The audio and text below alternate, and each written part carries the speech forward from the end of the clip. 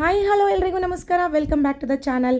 ಇವತ್ತು ನಾನು ಹೋಟೆಲ್ ಸ್ಟೈಲಲ್ಲಿ ತೆಂಗಿನಕಾಯಿ ಚಟ್ನಿನ ಹೇಗೆ ಮಾಡ್ಕೋಬೋದು ಅನ್ನೋದನ್ನು ತೋರಿಸ್ಕೊಡ್ತಾ ಇದ್ದೀನಿ. ಮೊದಲಿಗೆ ಒಂದು ಬೌಲ್ಗೆ ತುರಿದಿಟ್ಟಿರೋ ಅಂಥ ತೆಂಗಿನ ತುರಿ 3 ಇಡಿಯಷ್ಟು ತೆಂಗಿನ ತುರಿನ ತಗೊಳ್ತಾ ಇದ್ದೀನಿ. ಅದಕ್ಕೆ ಸಮ ಪ್ರಮಾಣದಲ್ಲಿ 3 ಇಡಿಯಷ್ಟು ಕಡಲೆಪಪ್ಪು ಅಥವಾ ಉರಿಗಡಲೆ ಅಂತ ಹೇಳ್ತಾರಲ್ಲ ಅದನ್ನು ಹಾಕ್ಕೊಳ್ಬೇಕು. ನಾವು ತೆಂಗಿನ ತುರಿ ತಗೊಂಡಿರ್ತೀವಲ್ಲ ಅಷ್ಟೇ ಪ್ರಮಾಣದಲ್ಲಿ ಕಡಲೆಪಪ್ಪುನ ಕೂಡ ಹಾಕ್ಕೊಳ್ಳೋಣ. ಇಲ್ಲ ಅದಕ್ಕಿಂತ ಸ್ವಲ್ಪ ಕಡಿಮೆ ಆದರೆ ಓಕೆ, ಪರವಾಗಿಲ್ಲ.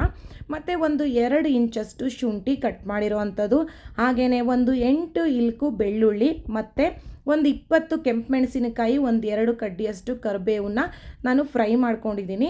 ಅದನ್ನು ಹಾಕ್ಕೊಳ್ಬೇಕು. ಅದಕ್ಕೆ ರುಚಿಗೆ ತಕ್ಕಷ್ಟು ಉಪ್ಪನ್ನು ಸೇರಿಸ್ಕೊಳ್ಳಿ. ಅದ್ರ ಜೊತೆಗೆ ಒಂದು ಅರ್ಧ ಚಮಚದಷ್ಟು ಜೀರಿಗೆ ಮತ್ತು ಕಡಲೆಪಪ್ಪು ಚಟ್ನಿ ಮಾಡ್ತಿರೋದ್ರಿಂದ ಹುಣಸೆಹಣ್ಣು ಖಂಡಿತವಾಗ್ಲೂ ಹಾಕಲೇಬೇಕು.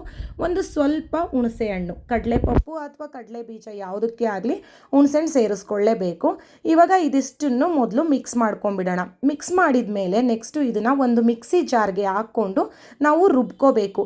ಅಂದರೆ ತುಂಬ ನೈಸಾಗಿ ರುಬ್ಬೇಡಿ, ಸ್ವಲ್ಪ ತರಿಯಾಗಿ ಇರಬೇಕು. ಸೊ ಮಿಕ್ಸಿ ಜಾರಿಗೆ ಹಾಕ್ಕೊಂಡು ಸ್ವಲ್ಪ ತರಿಯಾಗಿ ರುಬ್ಕೊಳ್ಳೋಣ. ಹಾಗೆಯೇ ಈಗ ಚಳಿಗಾಲ ಇರೋದ್ರಿಂದ ತೆಂಗಿನಕಾಯಿ ಚಟ್ನಿನಲ್ಲಿ ಜಿಡ್ಡು ಬಿಡುತ್ತೆ ಅಲ್ವಾ, ಸೊ ಅದಕ್ಕೋಸ್ಕರ ನೀವು ರುಬ್ಬುವಾಗ ಬಿಸಿ ನೀರನ್ನ ಸೇರಿಸ್ಕೊಂಡು ರುಬ್ಬಿ, ಖಂಡಿತವಾಗ್ಲೂ ಜಿಡ್ಡಿನ ಅಂಶ ಬರೋದಿಲ್ಲ ಚಟ್ನಿನಲ್ಲಿ.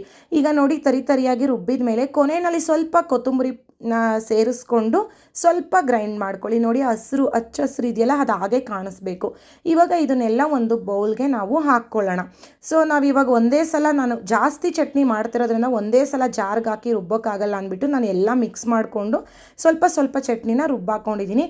ಇದಕ್ಕೆ ಒಂದು ಸೂಪರ್ ಆಗಿರೋಂಥ ಒಗ್ಗರಣೆ ಹಾಕ್ಕೊಂಬಿಡಿ. ಸ್ವಲ್ಪ ಎಣ್ಣೆ, ಸ್ವಲ್ಪ ಸಾಸಿವೆ, ಕರಿಬೇವು, ಒಂದು ಸ್ವಲ್ಪ ಚಿಟಕಿಯಷ್ಟು ಇಂಗುನ ಹಾಕಿ ನೀವು ಒಗ್ಗರಣೆ ಕೊಟ್ರಿ ಅಂದರೆ ಸೂಪರಾಗಿರುತ್ತೆ. ಇದನ್ನೆಲ್ಲ ನೀಟಾಗಿ ಮಿಕ್ಸ್ ಮಾಡಿಕೊಂಡು ಇದನ್ನು ಇಡ್ಲಿ, ದೋಸೆ ಅಥವಾ ಅನ್ನಕ್ಕೂ ಕೂಡ ತುಂಬಾ ಚೆನ್ನಾಗಿರುತ್ತೆ. ಖಂಡಿತವಾಗ್ಲೂ ಟ್ರೈ ಮಾಡಿ ನೋಡಿ, ಹೇಗಿತ್ತು ಅಂತ ಕಮೆಂಟ್ ಮಾಡಿ ತಿಳಿಸಿ. ಹಾಗೆಯೇ ಇದೇ ಮೊದಲನೇ ಬಾರಿಗೆ ನಮ್ಮ ಚಾನಲ್ನ ನೋಡ್ತಾ ಇದ್ದರೆ ದಯವಿಟ್ಟು ಸಬ್ಸ್ಕ್ರೈಬ್ ಮಾಡ್ಕೊಳ್ಳಿ. ಹಾಗೂ ಈ ವಿಡಿಯೋ ನೋಡಿದ್ದಕ್ಕಾಗಿ ತುಂಬ ಧನ್ಯವಾದಗಳು.